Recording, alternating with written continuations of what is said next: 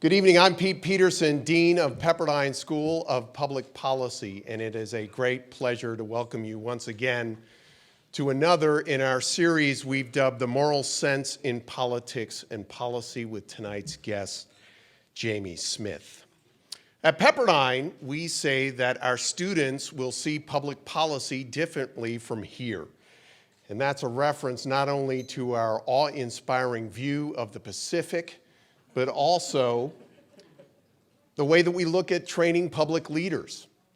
Pepperdine is a unique liberal arts graduate policy program that was founded by the late great political scientist James K.A. Wilson.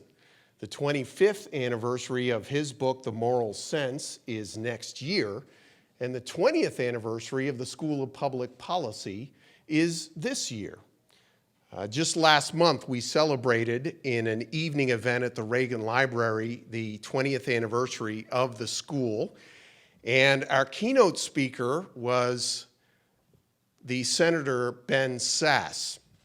After learning about our unique approach to public policy education, he proposed that the new name of the school should be the Tocqueville School of Public Policy. To which I replied, now if I can just find a wealthy person named Tocqueville to endow the school, I think we've got an idea to move forward.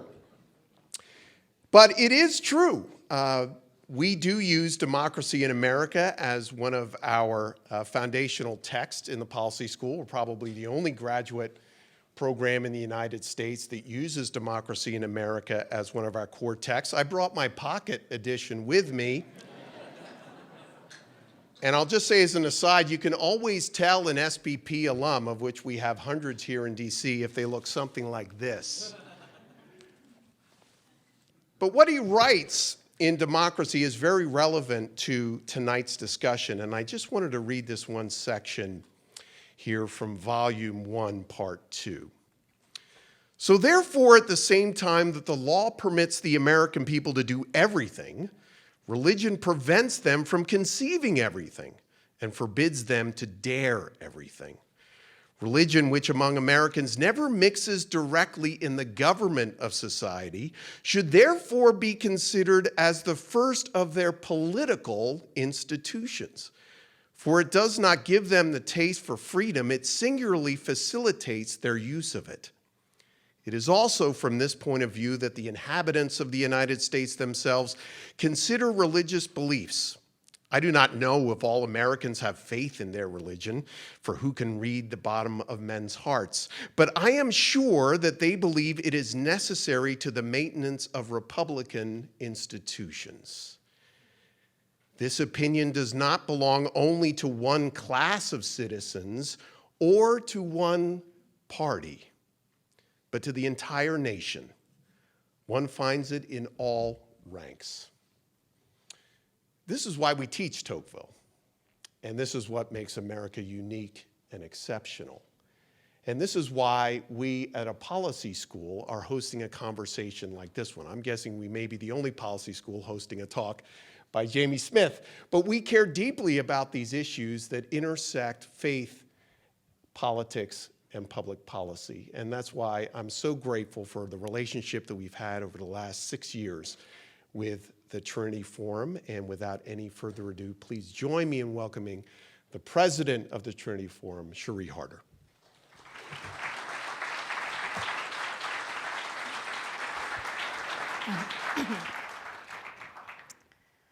Well, many thanks for that, Pete, and I'll just join you all as well in welcoming you to tonight's evening conversation with philosopher James K.A. Smith and Michael Ware on the ideas in Jamie's new book, Awaiting the King, Reforming Public Theology.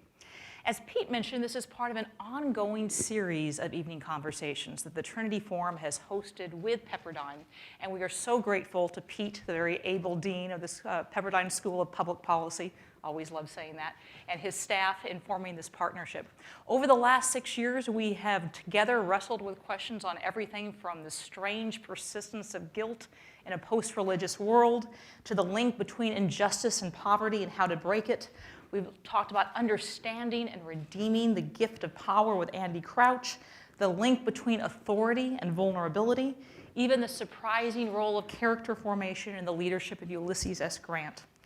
And so tonight we'll grapple with a different topic: how to rethink the wisest means of Christian public engagement in the midst of very significant political and cultural shifts, and what it might mean to reform our public theology. We are grateful that each of you are here tonight, but I also wanted to welcome just a few special guests. First, to thank again our partners, Pete and the Pepperdine School, as well as Brian Swartz, who leads the work of the Pepperdine School here in DC. Baker Academic Publishing, we are so appreciative of their partial sponsorship as well, and Jeremy Wells from Baker has joined us. We have a couple of trustees from the Trinity Forum here tonight, so just wanted to welcome Doug Wilson and Richard Miles, along with his wife Phoebe. Thrilled that you're here. As well as several friends of the Forum who have participated in different ways. We have several of our past evening conversation speakers who have joined us tonight, including Ray Blunt, Tommy Hinson, Kurt Thompson, and then just 2 weeks ago, David Brooks joined us in Nashville to a crowd of almost 750, so we're really thrilled that all of you came out tonight. And I also just want to point out that the introduction author to our excellent Christmas reading, which I highly commend to all of you, A Christmas Carol, is here. Karen Swallow-Pryor from Liberty University wrote a very insightful introduction. We're thrilled that she could join us tonight as well. We're also joined by two different school delegations, and just want to give a shout out to both the staff and the students from Ad Fontes Academy and from the American Studies Center, as well as a special acknowledgement to Madison Perry and the students and faculty of the University of North Carolina Study Center. We are simulcasting this event tonight to the UNC Study Center. It's our first time simulcasting, so they'll be receiving it along with students from Pepperdine. And we're just delighted for their interest and to help us sort of with this experiment. Also wanted to thank the sponsor, who is anonymous, who is underwriting this simulcast in honor of Mark Mason Roberts. We know there were many people who wanted to be here but couldn't tonight. So if that describes someone you know, fear not. We are, even as we speak, live streaming this event. You can text your friends to let them know that they can follow along via our YouTube channel and pick it up there. We'll also be posting video, Facebook pictures, and live tweeting on Twitter. So there are a variety of different ways to follow along if you had friends who couldn't be in this room this evening. For those of you who aren't familiar with the Trinity Forum, one of the things I start off almost every conversation with is telling you a little bit about ourselves. And we exist to provide a space and resources for leaders to engage life's greatest questions in the context of faith. And we do this both by providing readings and publications which draw upon classic works of literature that explore enduring questions and connect the timeless wisdom of the humanities with the timely issues of the day, as well as events like the one tonight, where we seek to connect leading thinkers with thinking leaders in engaging those big questions of life and ultimately coming to better know the author of the answers. With each new evening conversation, we try to take on and wrestle with one of those big questions, and certainly how we as Christians should think about not only the private practice of our faith, but its implications for public and even political engagement is certainly one of the biggies. For many years, the dominant, or at least the loudest, mode of Christian public engagement seemed to be the political mobilization of values voters to fight culture wars by seeking to elect leaders who shared what is called a Christian worldview. But there is a sense that this particular approach to public engagement has not only failed in many key ways, but also possibly backfired, leaving behind a widespread resentment at the heavy-handed tactics of those who claim to speak for faith, alongside a remarkable assimilation into the very culture they sought to transform. Our keynote speaker tonight advocates a strikingly different approach. Against those who would seek to place in power those with the right worldview, who will fight to restore a lost Christian order, he argues that we may well have misunderstood both the nature of humans and the nature of politics. In his view, we are not primarily political animals or economic actors or bundles of convictions, but first and foremost, lovers, whose desires are both manifested in and formed by our daily lives, habits, and commitments. Those habits and practices, which he refers to as liturgies, form us not only as an individual, but as a people. Politics itself, in his words, both requires formation and forms us. Institutions are not just abstract placeholders for various functions, they are incubators of habituation that make us a certain kind of people. Indeed, they form the very notion of an us. By this reckoning, reforming our politics requires far more than electoral wins. It demands an examination of the ways in which the faithful themselves have had their hopes and allegiances formed or deformed by the very practices that shape our loves. And so it seems perhaps especially fitting that as we enter the Advent season of the liturgical calendar, in which the faithful wait for the arrival of the King, that we reflect on the ways that our loves and our allegiances have formed or deformed our politics, and what it might mean for the reformation of public theology. And of course, it is hard to imagine a writer or a thinker who can serve as a guide in that journey with more scholarly insight, conviction, or intellectual imagination than our speaker tonight, Dr. James K.A. Smith. Jamie Smith is a philosopher and a professor at Calvin College, where he holds the Gary and Henrietta Biker Chair in Applied Reformed Theology and Worldview.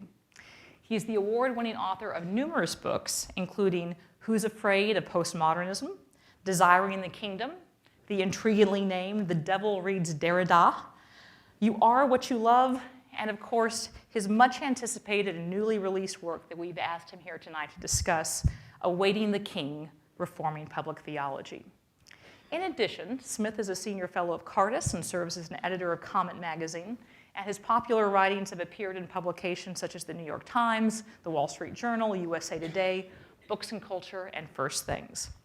He and his wife, Deanne, are the parents of 4 children and live in Michigan, and we're delighted that Deanne has joined us tonight as well. Responding to Jamie will be Michael Ware. Michael came to DC as a 21-year-old campaign staffer who had helped lead the faith-based outreach effort for newly elected President Barack Obama, and became one of the youngest youngest White House staffers in modern American history. He served as the Deputy Director of the Office of Faith-Based Initiatives, where he led evangelical outreach and helped manage the White House engagement on various religious and values issues. Since leaving the White House, Michael founded Public Square Strategies, a firm that helps political, religious, and business organizations navigate the changing landscape, and he writes frequently for The Atlantic, Christianity Today, USA Today, Relevant Magazine, and many other publications. He's also the author of Reclaiming Hope, an excellent book we commend to you. And he and his wife, Melissa, who is also here tonight, are both proud natives of Buffalo, New York, although they now reside here in Washington, D.C. After Jamie provides his keynote remarks, Michael will offer a brief response. We'll have a bit of moderated conversation between the 3 of us, and then turn it over to questions from the audience. Jamie, welcome.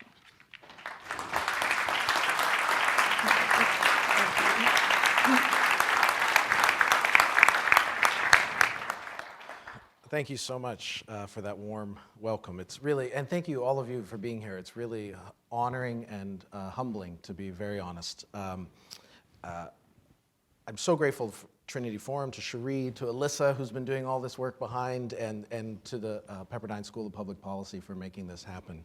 It's a real treat to have this conversation. I'm looking forward to Michael holding my feet to the fire here in a moment as we I'd also, if you don't mind, I'd like to also just recognize somebody who's not in the room tonight. I know when I was writing Awaiting the King, one of the people I most look forward to discussing it with was Michael Cromarty. And he's not here, and he should be. And he left us too soon, and he left us with a hole in our faith and public life conversations. And Michael once said, "The dead are not raised by politics." And between that and the insight that the one who raises the dead is a king, everything I want to say tonight is suspended between those 2 insights and those 2 claims. And I hope in some ways my way of trying to think through these matters can can do some honor to Michael's legacy. I know many of us appreciate it. A funny thing happened as Christians marched out to transform the culture. They were transformed by it. We overestimated our convictions, we overestimated our powers of resistance, but we also underestimated how cultural forces can deform us. And not because they change our minds or change our convictions, but because they transform our loves. Indeed, I'm reminded of a very jarring scene at the end of Orwell's 1984. You might remember Winston Smith, the sort of hero, anti-hero of 1984, prides himself on being a great resistor. He thinks he has the power to resist all of Big Brother's charms. He'll go through the rituals of the 2-minute hate. He'll endure all of these civic rituals that they ask him to go through because he knows that they can't get inside you, is his mantra. They can't get inside you. So you can play along, you can move along. They can't get inside you until you get to the very end of 1984, and you have the disturbing insight that, in fact, they can get inside you, too. And in fact, after that horrific little ritual that involves rats in a metal cage attached to his face, this is Winston's insight.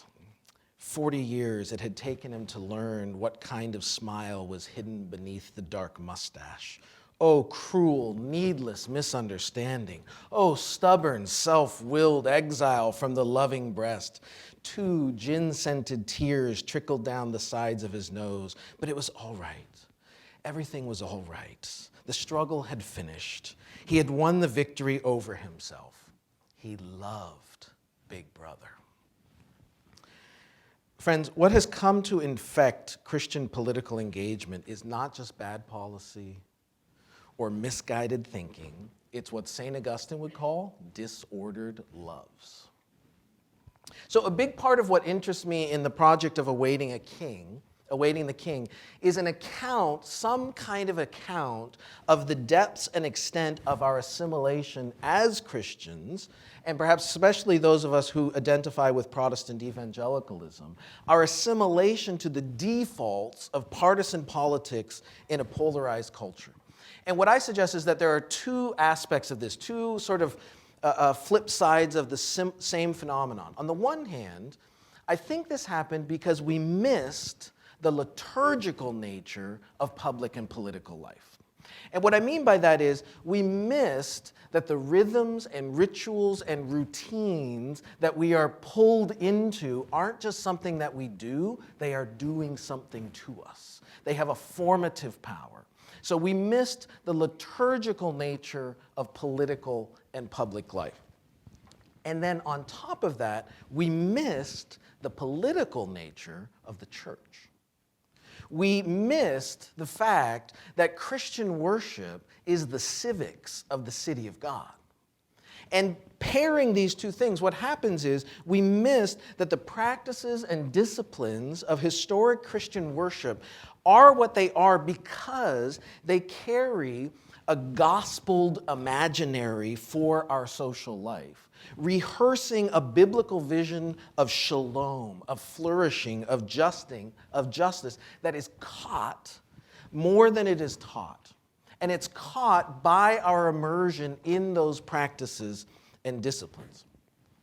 So while it may be counterintuitive, part of my argument is that the renewal of Christian political witness actually depends upon a renewal of the church. So I'm trying to bring, I'm not coming to you with new strategies and formulas and tactics. I'm inviting us to think about the extent to which the shape of our Christian political and public witness is tethered to the state of the church. You see, the formation of citizens and politicians and civil servants who can contribute to the renewal and redemption of our public life depends on the renewal of the church and the reforming of our worship. Why? so that our congregations can be biblically saturated, Christ-haunted imagination stations that we are then sent from into a public life to love our neighbors, to steward creation, to build institutions that guard the vulnerable. We need loves that are reformed and reordered by the civics of the city of God, precisely so that we will then know how to prudentially forge a common life in the meantime of our waiting, as we live alongside citizens of the earthly city. When we learn to love what Christ the King loves, but also how to wait for his coming, we will actually be better equipped for the messy work of faithful compromise that characterizes public life in what Augustine calls the seculum. It's a big part. I'm not going to do this to you tonight, but there's a lot of Latin, and there's some Latin in the book. But it's because there's some concepts from Augustine's City of God. I would love it if we raise a generation of civil servants whose work begins with Tocqueville and the Augustine City of God. Because one of the things that's going on in the City of God is you get some key concepts, and one of them is Augustine's notion of the seculum, which is not a space. It's not a square, it's a time. The seculum is the time between fall and kingdom come. And when we inhabit the seculum, we are aware of the contestedness of the time in which we find ourselves. What I'm suggesting is we will be better equipped to live in the messiness of the seculum just to the extent that we are centered in the city of God. So in other words, and trust me, I know how crazy this is going to sound, we don't need less Christian politics, we need more. Now, hang on. I want you to hear this carefully, because I can already sympathize and imagine my secular progressive neighbor who's getting very, very anxious at this point. And I know Slate has already queued up the headline about theonomy that's around the corner. So I want to actually suggest to my fellow citizens who don't share my faith, and even my sort of secular progressivist fellow citizens, that in fact they should also want a more robustly Christian politics from us. Because what passes for Christian politics today is mostly a version of sub-Christian syncretism, which is praise to a vaguely moralistic God who plays favorites. That's not the God I encounter in worship. Or it appeals to a deity of our making who gets trotted out to license our nationalism, our self-interest, whatever it might be. A lot of what calls itself a Christian politics shows no signs of being disturbed by the cross or the ascension or the eschaton. And if anything, what worries me is the extent to which, under the banner of Christian politics, what we have gotten is, in fact, what Augustine calls the libido dominandi. Again, I didn't know there was going to be so much Latin tonight. Augustine says what really animates the earthly city is the lust for power, the libido dominandi. And when you see a Christian politics that is concerned only with winning, revenge, and resentment, now we have a diagnosis of our assimilation. Too much of our so-called Christian politics seems to have been captivated by the liturgies of the earthly city rather than the city of God. So a more robust and specifically Christian political vision and witness would, I want to suggest, actually be a gift to a pluralist society, even if it is also a prophetic challenge.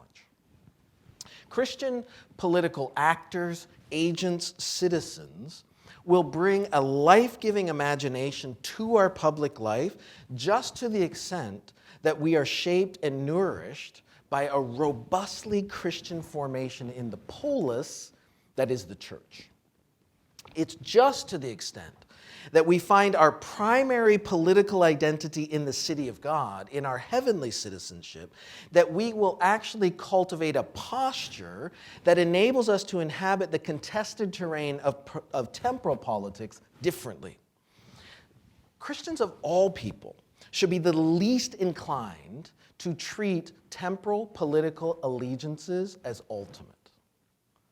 We should be the least inclined to imagine that my partisan identity is my defining identity, which is precisely why we should be the people who are least inclined to demonize political adversaries. As Oliver O'Donovan, the British theologian, once put it, the most truly Christian state understands itself as most thoroughly secular. That doesn't mean, he doesn't mean by that the most godless. He means most aware of the time in which we find ourselves, that we are awaiting the king, not that it's arrived and not that it depends on us. Politics is not ultimate. Ben Sass loves to say this all the time. So this is why I want to suggest, and apologies if you came here looking for strategies and tactics, because I want to talk about Christian doctrine for a second. But I think it has political import. I'm suggesting that the specificity of Christian faith and doctrine makes a difference, and not just some generic moral insights about the natural created order. For example, let me give you an example. The doctrine of the ascension of Christ, that Christ is raised from the dead and then ascends into heaven, and our eschatological longing have political fallout. Because on the one hand, because Christ has ascended as king, all temporal authorities have become accountable to a higher one. There's political fallout of that Christian confession. On the other hand, we are still a people who pray, as our Lord taught us, "Thy kingdom come," which means it's not here. It hasn't arrived in its fullness. And so between those two realities is where we live into our political vocations. On the one hand, we have the motivating North Star, which is Christ's kingdom and reign, but we also have an eschatology that tempers our expectations. Our eschatological orientation to a coming kingdom, it changes our expectations, not our goals. So that the work of public life, the hard, messy, good work that so many of you are invested in, building institutions to organize and administer our shared life, collaborating to maintain libraries and economies, all of that is part of the good creaturely calling that we have as human beings made in God's image. And that creaturely calling to steward the earth, to unpack and unfurl its possibilities, to build institutions that we can inhabit together, is not effaced by the cross and resurrection, it's renewed by that work. So I'm suggesting that the messy, ongoing work of forging a common life in the meantime of our waiting, that creaturely vocation is of really, let's be honest, forging a shared life when we disagree about the ultimate with our neighbors, is better served by a robust, specifically gospeled imagination, rather than boiling it down to some sort of lowest common denominator that we think other people might agree with. We will be better citizens of our temporal, passing away nations if we are formed as citizens of the eternal coming city of God. Our political imaginations need to be more biblical, not less. They need to be more cross-shaped, not less. They need to be more indexed to the hope of the kingdom, not less. Now, for us to become those kinds of people, the church needs to be a liturgical space that rehearses that biblical vision. And one way to put it in terms that Cherie suggested already in our introduction, if our assimilation happens liturgically, our reformation needs liturgical countermeasures. That's why the shape of our liturgies and the practices of our congregations impinge on our political witness. And it's why the renewal of Christian political labor actually depends on the renewal of the church. If our churches are simply hijacked and co-opted by secular liturgies of consumerism and nationalism, there is no way that they will be any sort of counterformative counterweight to those. So, well, I was going to make a, never mind. I'm trying my best to not say names tonight. But there's a certain choir at a certain congregation in Dallas singing certain songs about making America great again that are really a poster of this challenge. So this is why I think actually the best hope, and this is, I get that this is feels like a long ways from a school of public policy. But what I'm suggesting is there is something at stake for the kind of public policy agents we will be in the churches that we come from. And what I'm suggesting is that the hope for the future of our political imagination can be found in ancient wisdom and practices. Let me give you 2 examples. First, I want to suggest, and thankfully Cherie already opened this door for me, I want to suggest that there is something political at stake for Christians in North America to inhabit the liturgical calendar. Now, why might that be? Because this is like the absolutely geekiest perfect time for a book called Awaiting the King to come out. Because, so here's the deal. 2 Sundays ago was the culmination of the Christian liturgical year, and that is the feast of Christ the King. What are we rehearsing when we as the people of God are brought to the culmination of the biblical story, the life of Christ, and we are reminded that Christ is King? Well, it's this. If Christ is King, then all earthly rulers have, in a sense, already been deposed. They are stewarding the meantime. They can make no ultimate claim on us. When King Jesus knows the number of hairs on your head, you can never be reduced to being a cog in some collectivist machine. There's a political fallout to that reality, and we rehearse that story. It's what Oliver O'Donovan calls the desacralization of politics by the gospel. But then, so Christ the King, it culminates in that way. But then immediately the next Sunday, we are pitched into learning to wait again because we start Advent. And one of the things that's going on in Advent is actually we are reminded that we are an eschatological people, and that while Christ the ascended King reigns, we are still waiting for its fullness to arrive. And we have the opportunity for a discipline to learn how to wait. Not in passive quietism, not in Pelagian activism, but in hopeful trust. The kingdom is something that we await. It's not something that we create. The rhythms then, can you see that? That's just a little hint. The rhythms of the church's life together and script us into a story that shapes our political imagination. And when we as a people are living into that over and over and over again, it seeps into how we are sent. Second example, concrete example. This is as close as I get to practical. The lectionary is a political right. Now let me explain. Some of us, the lectionary is, think of it as kind of a curriculum that Christians around the entire world follow to be taken through the entirety of Scripture every 3 years in our common worship. So what that means is when you show up to church on Sunday, what you are hearing from the Scriptures wasn't decided by what your pastor wanted to talk about that week. It's decided by a transnational, global body of Christians discerning, here's how we are going to take our way through the entirety of the Christian narrative, of the biblical narrative. What I'm suggesting is to be a people who are regularly immersed and submitted to the discipline of the lectionary is going to do something to you politically. Because you are going to run into the entire counsel of God, and you are going to run into things that will disturb you and upset you. And everybody is going to be disturbed and upset at some point. You know, somebody's going to walk in and hear this text being read, and they're going to be saying, what is this, some kind of social justice warrior church? You know, you're hearing all this stuff about justice. No, that's the book of Isaiah. It's just, we didn't pick it. Wasn't me.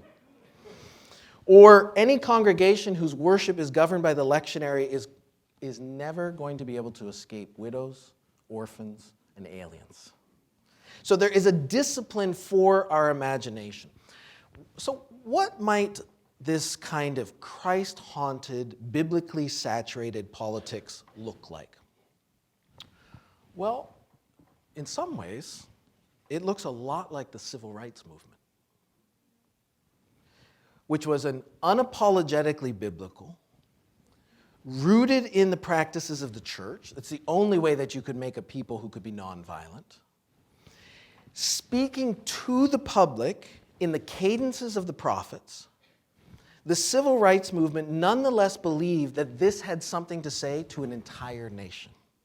That kind of posture of thinking from the specificity of a biblical vision, rooted in the practices of the ecclesial community, but nonetheless convinced and convicted that this has something to say for an entire nation, that is the model of a Christian politics. The witnesses and martyrs of the civil rights movement learned to long for a better country, as the author to the Epistle to the Hebrews puts it.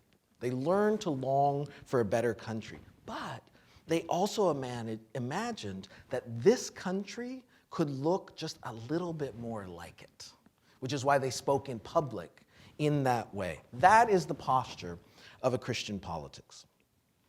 Let me say just two more things, thinking especially now again of perhaps how my non-Christian fellow citizens might be hearing this and getting a little bit nervous.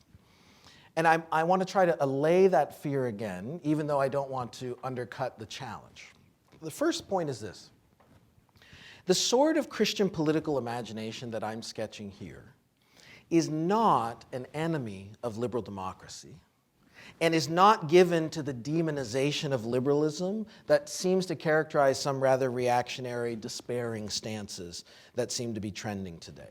To the contrary, the Christian political imagination that I'm describing is attuned to the vagaries and contingencies of history and actually has a very audacious claim to make. That in fact, many of the institutions and intuitions of liberal democracy that we value in liberalism are in fact the fruit of the gospel itself. That it can't be possible that there is a dichotomy or antithesis between liberal democracy and the Christian gospel, because in many ways there is a careful historical story to be told that we wouldn't have liberal democracy as we know it without the impact of the gospel on the political institutions of the West.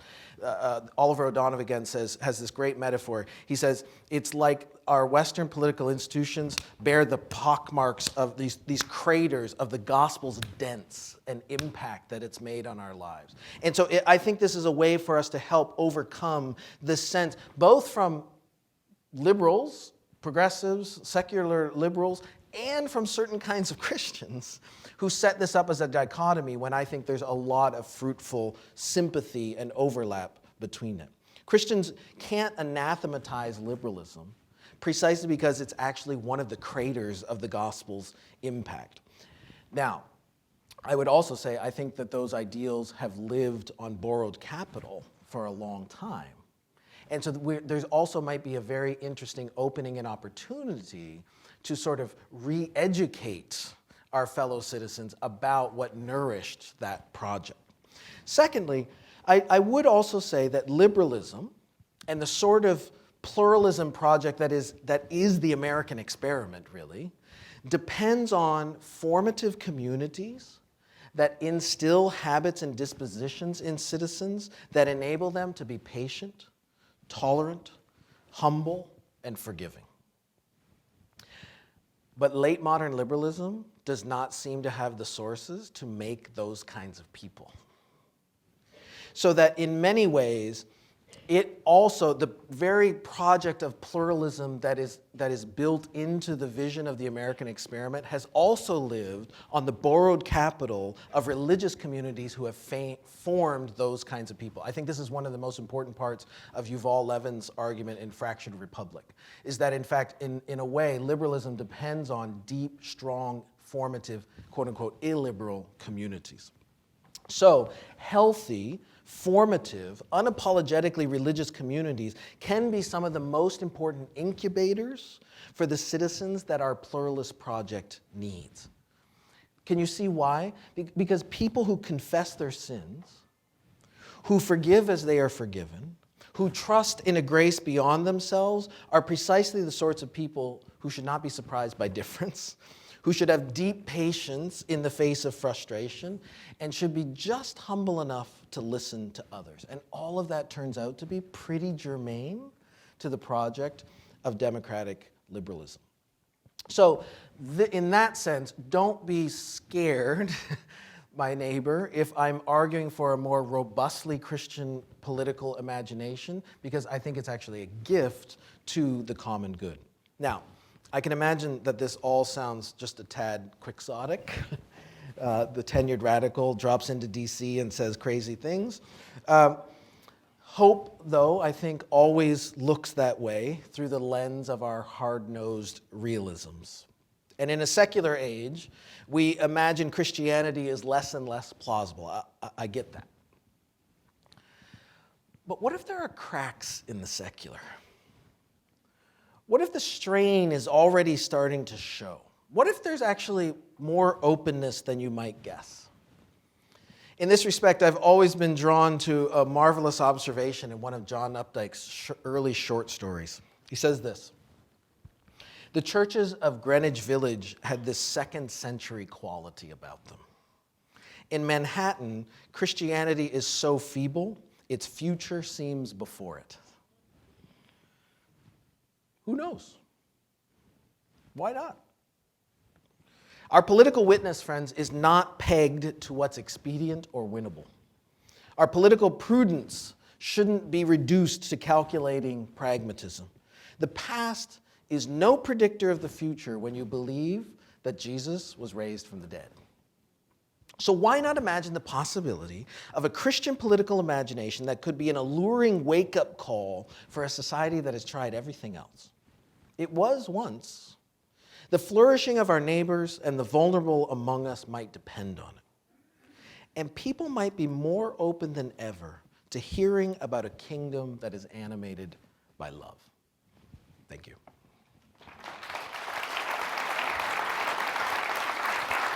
Thanks, brother. Look forward to it.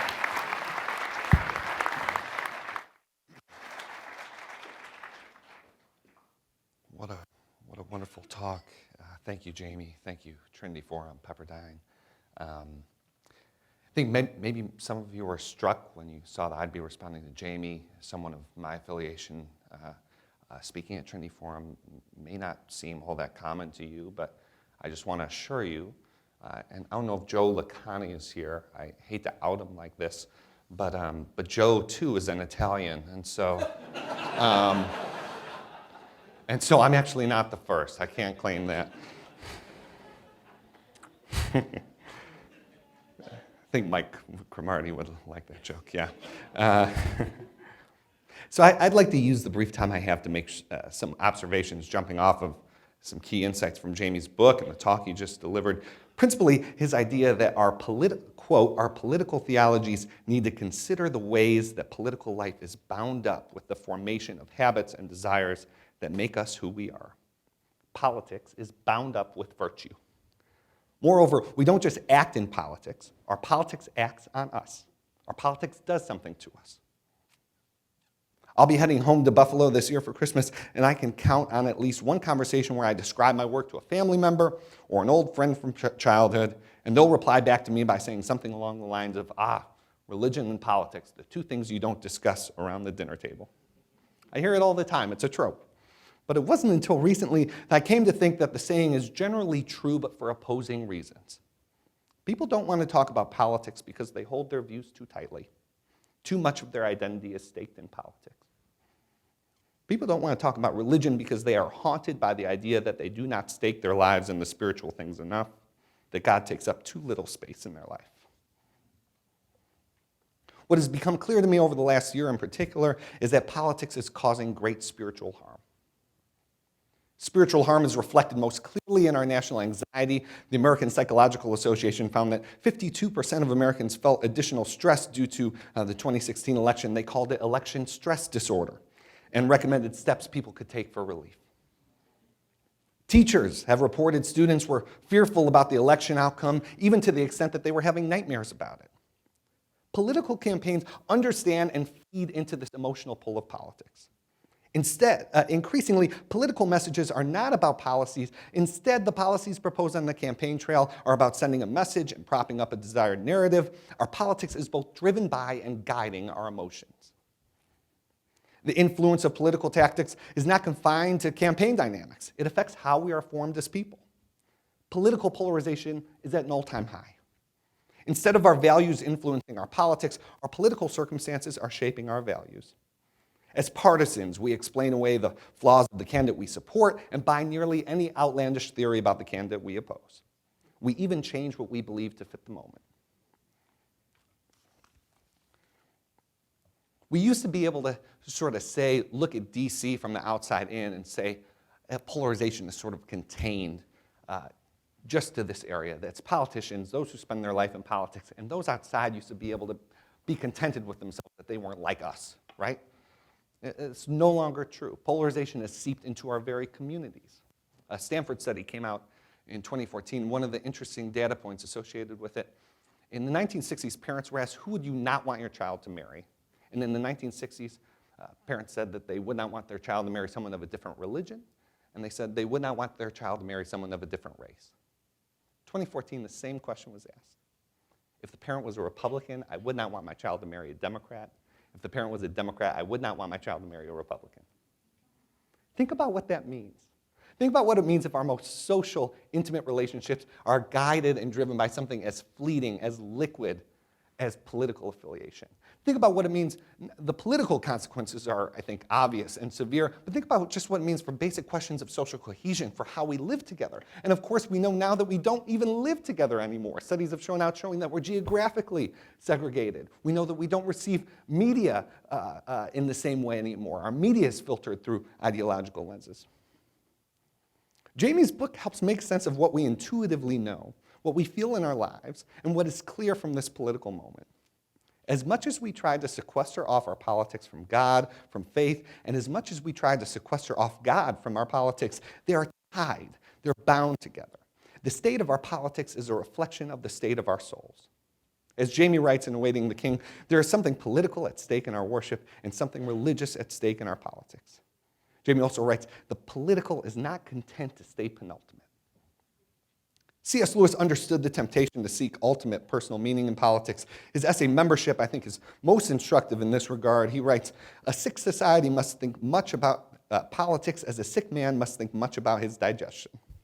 However, if either comes to regard it as the natural food of the mind, if either forgets that we think of such things only in order to be able to think of something else, then what was undertaken for the sake of health has become itself a new and deadly disease.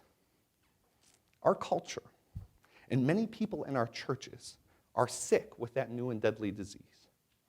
Politics is causing great spiritual harm in Americans' lives, and a big reason for that is Americans are going to politics to have their spiritual needs met. This is the meaning of rising polarization. It's the meaning of our zero-sum mentality. Politics does a poor job of meeting spiritual needs, but if it will get your vote, politicians will attempt to fill the spiritual void nonetheless. Our politics can only cause such spiritual harm because our national life has become so spiritually vacuous. For all of the bluster in our politics today, for all of the bravado of politicians and a certain set of political Christians, what we must come to terms with is that this frantic performance belies a lack of confidence, not an abundance of it. Our politics today is a politics of the disappointed, or what Parker Palmer referred to as the politics of the brokenhearted. Liberal democracy does not just bear the crater marks of Christianity, it may rely on Christianity for its fuel. In 2010, in the midst of an ongoing debate in her country about migration, multiculturalism, and Islamic terrorism, Chancellor Merkel went to a gathering of the Christian Democratic Union Party she leads, and she made a provocative argument. She told her party, quote, "We don't have too much Islam. We have too little Christianity. We have too few discussions about the Christian view of mankind. Our Christians are not Christian enough."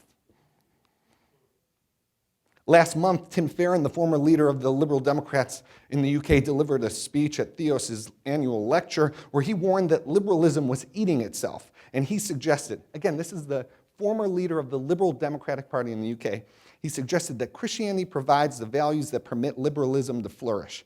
In discarding Christianity, quote, we kick away the foundations of liberalism and democracy, and so we cannot then be surprised when what we call liberalism stops being liberal. Is it at least interesting to see liberals and leaders in Western Europe, which has had more time to grapple with secularization than we have, turn back to religion, look back to the resources of religion? Jacques Ellul writes in Hope in a Time of Abandonment, he diagnoses what he describes as man's hopelessness. And he attributes this hopelessness to nothing less than the absence of God. He admits God is certainly not silent to individuals, but, and this is a quote, but it is from our history, our societies, our cultures, our science, and our politics that God is absent.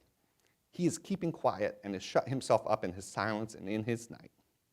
In some ways, Ellul suggests God has honored our sequester. He has not yet forced himself into what Jamie refers to as our default humanism and its secular myths. I write in my book about this German psychologist. He's actually a suicidologist. I didn't know that that vocational opportunity was available. If you ask like your kid, what do you want to be when you grow up? And your kid says suicidologist, I'd have concerns. But this was Herbert Plug's chosen vocation. And in 1962, he published a series of essays based on his experiences working with patients who had attempted to commit suicide or who were incurably ill. What hope could these people possibly have or find? What hope did they lose? And Plug discovered that in addition to sort of little hopes, secondary hopes, sort of colloquial hopes, I hope this parking spot opens up, I hope this girl calls me back, he found another kind of hope, a fundamental or authentic hope. Joseph Pieper remarked that one almost senses the surprise of discovery in Plug's account of this. See, unlike our little hopes, fundamental hope is not directed toward anything that one could have, but rather has something to do with what one is. There's one more finding from Plug's work that I think is valuable here, and that is the troubling idea that real hope, or fundamental hope, only comes once our little hopes are proven to be insufficient or flat out false. It is when our little hopes are disappointed that we find ourselves situated between the harshness of despair and the daunting, unusual existence of an authentic hope. One of Jamie's most vital correctives in his book is to a spatialized view of politics. Instead, Jamie suggests that the political is not a merely temporal, earthly reality that can be understood as a feature of nature apart from the reign of the risen Christ. Jamie argues that the church is not a soul rescue depot that leaves us to muddle through the regrettable earthly burden of politics in the meantime. The church is a body politic that invites us to imagine how politics could be otherwise. He writes elsewhere, not even the political is immune to the incursions of the Spirit who blows where he will. What I would suggest to you is that we might be in a political and cultural moment of profound disappointment, and that this is precisely the ground from which true hope can spring up. What it requires are people who are willing to proclaim hope and bear hope into the public and for the public. For Christians, our obligation is not to our tribe, but to our God, a God who loves all people. And if our politics is not intended toward the good of our enemies, it is not Christian in its character. What is called for is an unwillingness to treat God as distant from politics, to treat our faith as irrelevant to it. Grounded in real hope, we are then freed up to hope for a whole range of good things in politics. I would like to thank Jamie for his book, for the ways in which we can be encouraged to hope in Christ, and for our politics as we await the one who will set all wrongs to right. Thank you very much.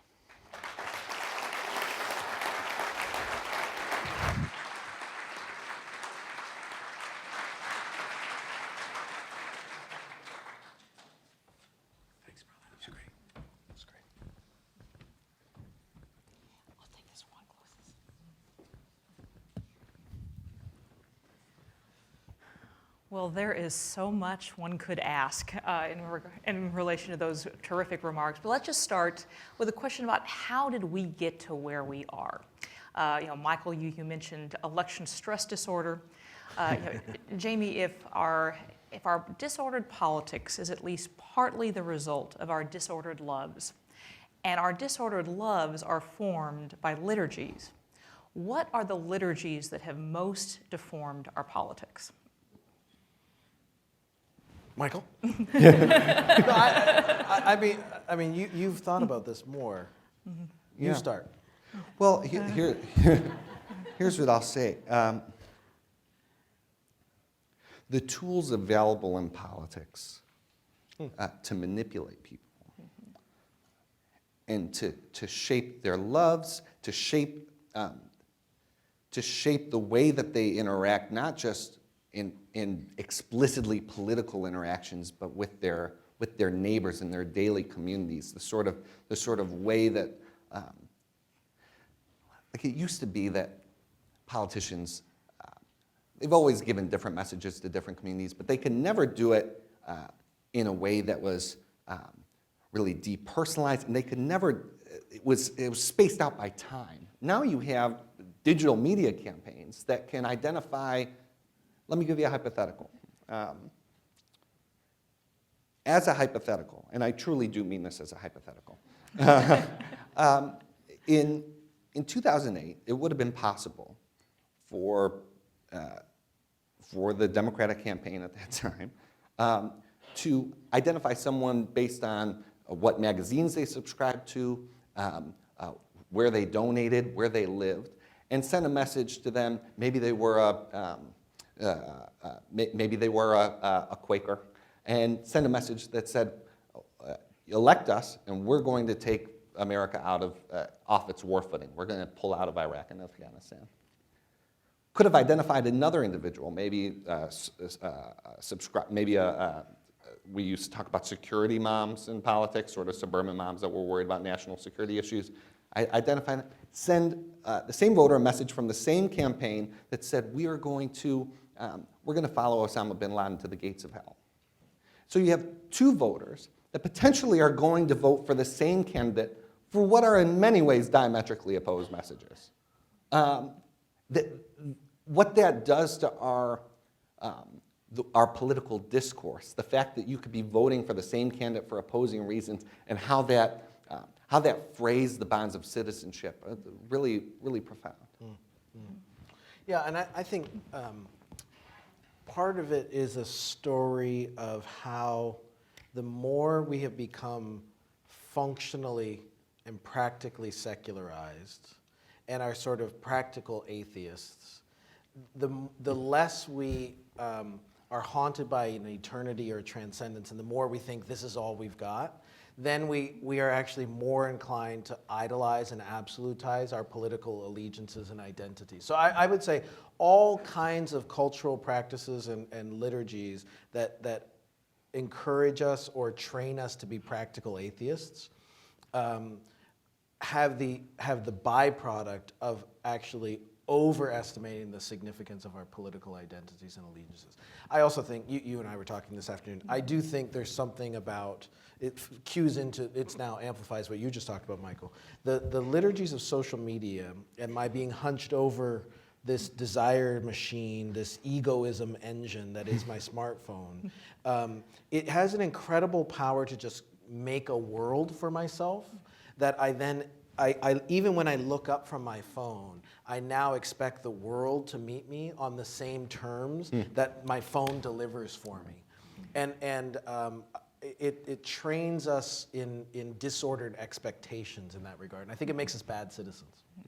One of the big challenges, even to reforming our own loves, much less reforming public theology, is that many of the liturgies we regularly engage in are less a matter of very conscious, deliberate commitment and more a slouching into a particular practice to the point where it is more assumed than noticed. How do we become more attentive to the rituals and liturgies that form us?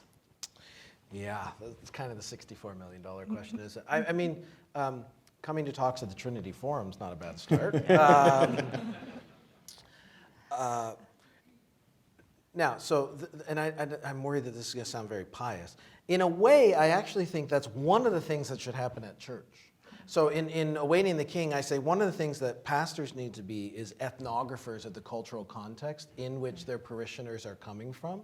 And in some ways, I think really good preaching and catechesis is also attuning you to see your cultural immersion, the water you're swimming in, that you never even saw it before, right? It just makes you aware of it in new ways. Tim Keller and I were talking a couple months ago in an interview about the kind of catechesis you need to help people to know how to believe in a secular age includes actually helping them to see it's a secular age and helping people to become aware of that. I also think it is so crucial for Christians in, let's say, the United States, where we are right now, to be in conversation with Christians who are not in the United States, because they have an outsider perspective. It's a little bit like, because I'm Canadian, I walk down the National Mall and I see something maybe just a little different than y'all see, and but even on a much greater scale, I think the more that we are in conversation with Christians across the world and around the globe, who now notice are part of the same transnational body of Christ that we are all part of, who are pursuing the same kingdom, but they step in and they're like, wow, did you even know that the things that you can't see, of course, are the ones that are most deformative? I think there's a real gift in that. Yeah. I also think, this is a time for creatively thinking about what spiritual disciplines for the 21st century look like.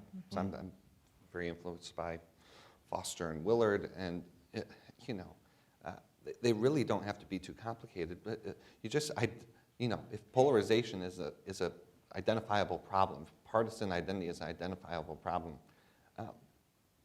what about just looking at your social media feed? And if your last 20 tweets are about either blaming the other guy or talking about how great your own side is, that can lead you to some real questions. And maybe a spiritual discipline is in this partisan age, making sure that your social media feeds are being reflective of your primary allegiance. And that may lead you into some tricky party territory. But so after my book, I've been thrust into this this space of thinking about, if we're going to talk about a politics of hope, and we're going to talk about the resources for hope for our politics, what are the ways of cultivating those things in very practical ways? Yeah. So we want to leave plenty of time for audience questions, but I'll ask just one more question, which you both brought up the whole theme of hope. And to ask you why you are hopeful and whether you are optimistic. Tricky. Yes, hopeful but not optimistic, because to me, and you talk about this, the difference in this too, the optimism is more like an extrapolation from the data that you have, whereas that's not where my hope comes from. I do think part of one of the reasons I'm hopeful is because, as Marilyn Robinson once put it just so succinctly, fear is not a Christian habit of mind. Be not afraid is at the heart of the gospel. And so there's something about almost an obedience of being hopeful in that. The other thing is, I guess I have a little bit of a minority report about the cultural moment in which we find ourselves.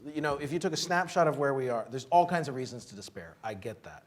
The question is the future more and worse of the same?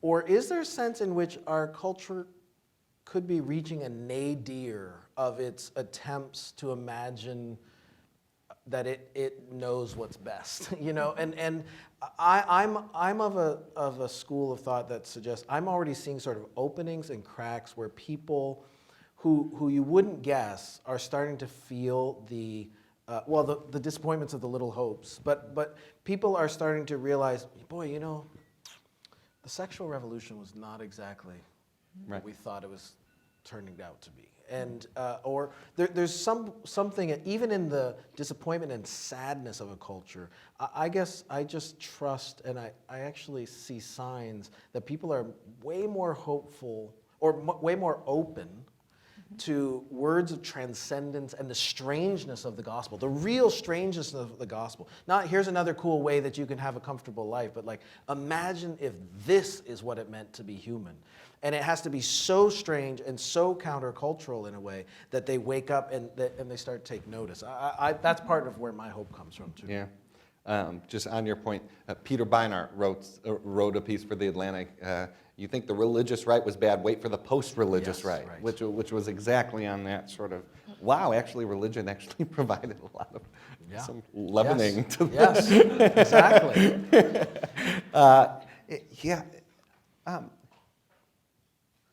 I think right now, much of the evangelical analysis of evangelical politics is weighed down by fighting the previous generation's politics and is blind to much of the good that is happening right now. So I am, I am hopeful. I think there are a lot of different ways in which our current situation can turn.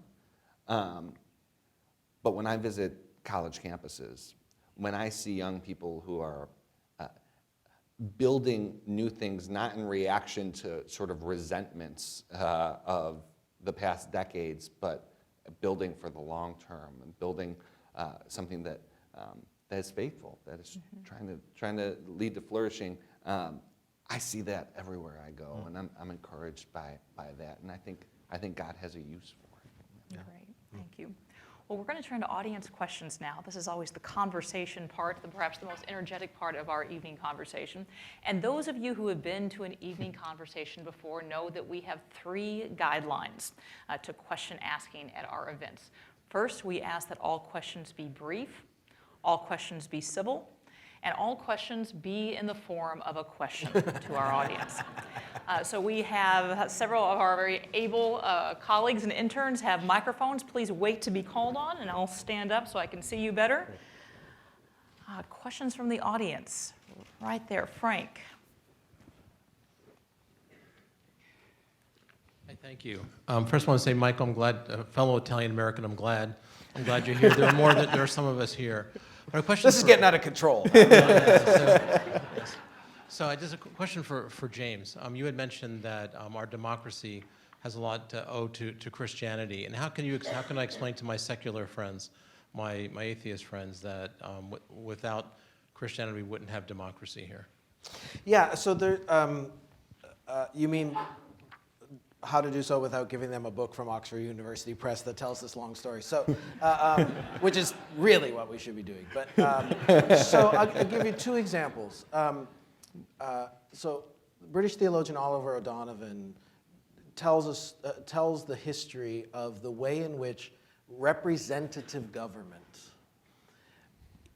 shows the effects of the fact that Christ is our representative spilling over into our public life together, so that there was ways of imagining representation after the incarnation of Christ that we couldn't have thought of previously. So think of just that kind of political good shows a dent of the gospel.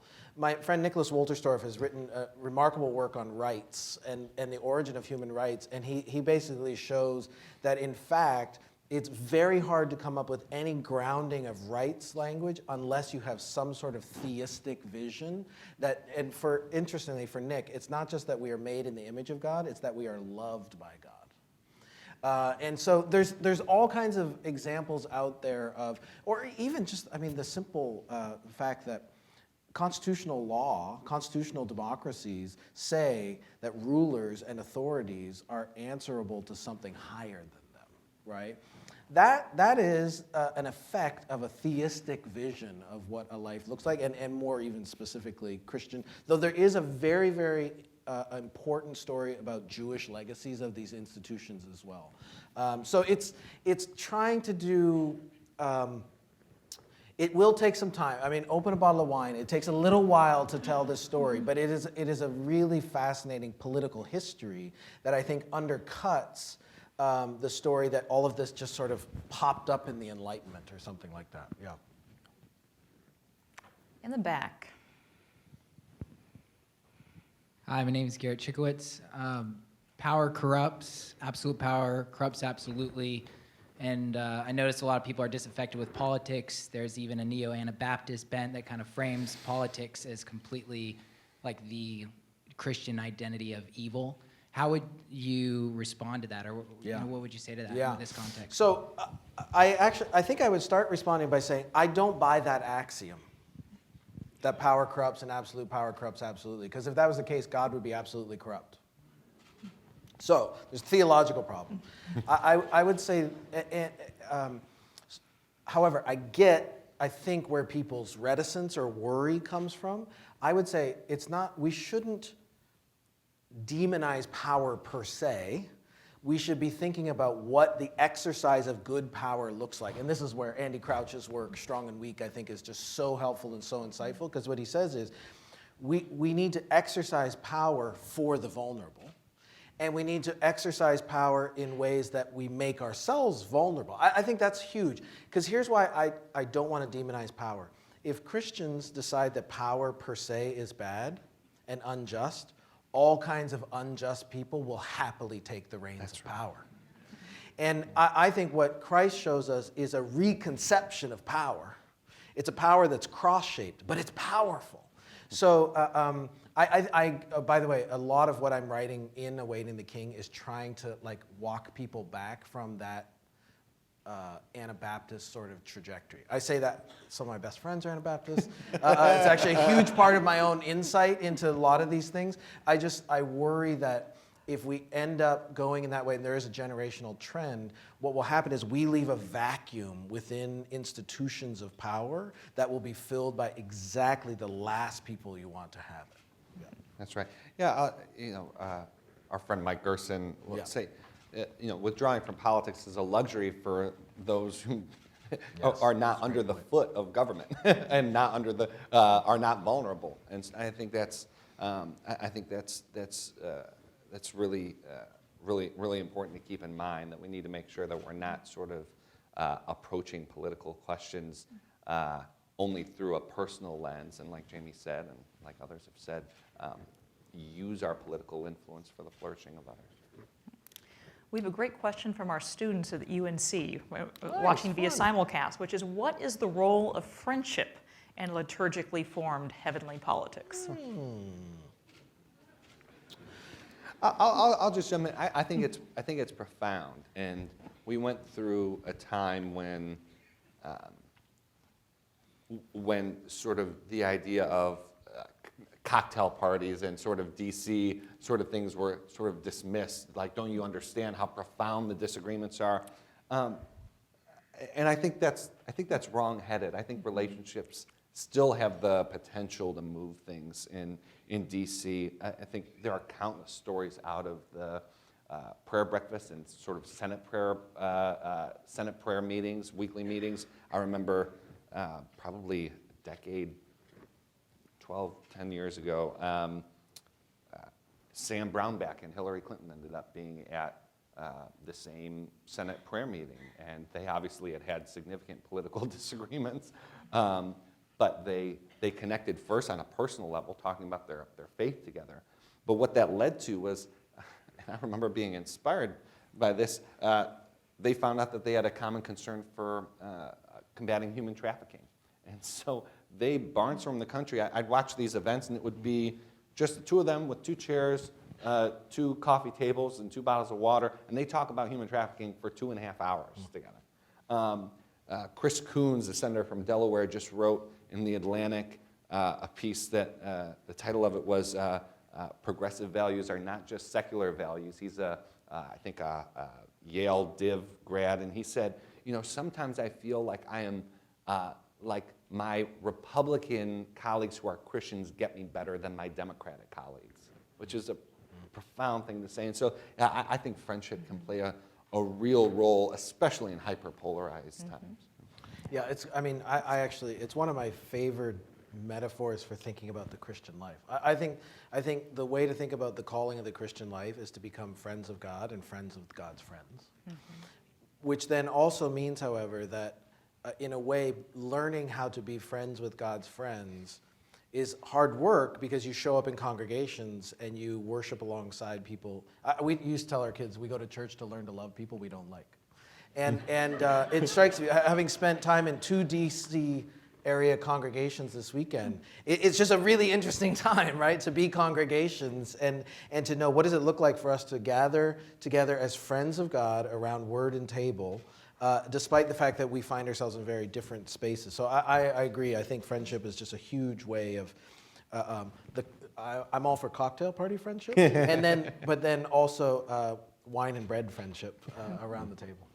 We'll take 2 more questions in the back. There, right there, standing up. Hi, thank you. I am a Regent College alumni and a lifelong Democrat, so I feel like this is the closest my 2 worlds have been to coming together in a long time. I feel really at home here. But my question is, I think, Jamie, in my familiarity with your work, a lot of it is about how we are formed in the church context. But I think a lot of Christian engagement has looked a lot at the outside and how we change and how we, starting from the outside. And my husband and I have this kind of argument about, is it being open to the other as the beginning, or is the beginning sort of being the body of Christ? And I think there's biblical evidence and support for both of those things. Do we start with the other and openness and hospitality and bringing people in, or do we start with sort of who we are as the body of Christ? And I wonder if you guys could, both of you could speak about how you feel like where we begin informs our politics. Yeah, so I don't want to pick a place to begin, because I think the Christian life is a constant dialectic back and forth between both of those things. And it is interesting. I mean, I literally think, even on a weekly basis, the dynamic of the Christian life is gathering, scattering, scattering, gathering, scattering, right? Being called and then being sent. So I think it's crucial. I imagine it as, on the one hand, I answer the call to worship because in the body of Christ, I'm being shaped, and I need to be recentered in the story of God and Christ reconciling the world to himself. And that, I do think that happens powerfully and potently and in very unique and irreplaceable ways in the body of Christ. But the trajectory of that gathering ends with sending. And in fact, that happens so that I can go be with neighbors. And it's not just me. I'm not just marching out with the things they need to learn and know. It's me being sent out to be vulnerable and to listen, to be attuned, to welcome. But I have a sense that I need to know how to welcome to even then go out and sort of make myself vulnerable to learn in that way. So I always want to think of it as that back and forth. I want both. I want yes to both. I think that's right. We'll take the last question over here. Oh, I see 2 hands up. All right. On the same person, that's cheating. You have an advocate. Jamie, you're here in kind of the epicenter of politics and government in the US talking about this, but you're also here as a guest from Canada talking about what it looks like to develop a more Christian politics. Yeah. I'm wondering if you can do a little comparing and contrasting for us and talk about ways in which you think developing a more Christian politics in the US is easier, and ways in which it's easier in Canada with their differing culture and history and institutional structures. Yeah, it's a great question. You know, part of the problem is I've lived in the United States since 1995 and am currently applying to be a citizen. So my centering in that Canadian context is not quite the same. I do think both contexts have their own temptations and their own opportunities. So one thing I would say is I actually think that the United States has more possibilities of thinking about politics beyond federal DC. In other words, part of what still strikes me as a Canadian is the unbelievable richness of civil society beyond governmental institutions. And this is a very Tocquevillian point. And it's something, I mean, it's really, really unparalleled, you know, that things like the Trinity Forum happen. So I see incredible opportunities there, whereas in a Canadian context, there is almost a more concentrated kind of statism, which is the default. Now, that said, I also think that idolatries are, first of all, Canada, I mean, we just apologize for everything. There's no idolatries in Canada. There's just like, at least we can say this, there's not near the temptation for people to think of their political identities in Canada as ultimate defining religious kinds of identity. It's mitigated. You know, there's the temptations towards a nationalism that comes with such powerful rituals and mythologies. It's not there. It's not the same thing. There's probably a shadow side to that, but I think it's part of the difference. Yeah, it's a great question. I'm sorry I don't have a better answer to it. Michael, last word? Well, when I think of Canada, I just think if we could import Tim Hortons, I was gonna say, we'd be at least good. it's in Buffalo, That's my right? main You've got Tim Hortons contribution in to the Canadian conversation. And on that note, Jamie, Michael, thank you. Thank you.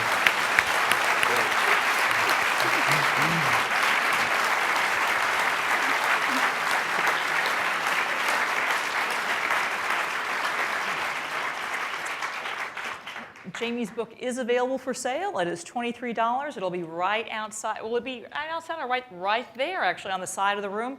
He will be signing it. We highly commend this work to you and encourage you to avail yourself of that. Also want to mention another invitation that we highly commend to you, which is on your seat, and that is to join the Trinity Forum Society. We live in crazy times. We have a distorted politics. We have a public discourse that is corrupted to the point of toxicity. We have distorted thinking. We have very few forums to correct it. And in that kind of cultural context, what we try to offer at the Trinity Forum is a space for thoughtful leaders of faith to gather, to think deeply, to reflect deeply about what matters most with both intellectual rigor and warm hospitality. We invite you to join us with that. Your membership helps make other events like this possible and the work of a very small nonprofit sustainable. And so we encourage you to consider that invitation. We hope that you will join us and avail yourself of other nights like this and make it possible for other people as well. There are additional benefits to joining the Trinity Forum Society as well. One of those is our quarterly reading. I mentioned earlier our Christmas reading, A Christmas Carol, which is one of 4 readings you'll receive each year. We also have these available for sale. We also send out monthly podcast interviews with thought leaders. We recorded one today with Jamie Smith, as well as our daily What We Are Reading list of curated reading recommendations that we commend to you. So we hope that you'll avail yourself of those benefits and make these kind of events possible for others as well. If you'd like to share tonight's event with others, we'll be posting photos on Facebook. In addition to being live streaming, we'll be posting the video on our website. I'm sure it'll be up at Pepperdine's website as well that you can pass on to others. And we also hope that you'll join us for future evening conversations. Our next one will be on January 17th in the Holman Lounge just next door. We'll be finishing up our Faith and International Development series and looking at faith and international poverty alleviation with World Vision President Rick Stearns, along with Hope International CEO Peter Greer. It'll be a great night, and hope you'll be able to join us for that. As ever, it's always appropriate to end with thanks, and an evening like this always involves many people who gave a great amount of work, effort, really just toiled tirelessly behind the scenes, and we want to acknowledge and to thank them. First and foremost, I want to thank our sponsor, the Pepperdine School of Public Policy, and Pete Peterson, also Brian Swartz. So thankful for our ongoing partnership with you. It's been a pleasure as well as an honor. Thank you to Baker Academic Press and Jeremy Wills. Our volunteers, Cliff Smith, Hannah Wolf, Amanda Zeismer, Lissy McClanahan, intern emeritus John Huff, the Pepperdine DC Wave chapter leaders, Joe Louise Munoz and Heather Beckel, our fantastic photographer, Clay Blackmore. Also, would just like to give a shout out to my fantastic colleagues at the Trinity Forum who do so much behind the scenes to make these work and work so well. Colleen O'Malley, Alyssa Abraham, Ashley White, and our Crackerjack interns, Caleb Wu, Becca Noyes, and Lois Zoe. Thank you also to Madison Perry and UNC Christian Studies Center for our inaugural simulcast, and to the donors sponsoring them. Thank you again, finally, to Jamie and Michael, and to each of you for your presence and participation this evening. Good night.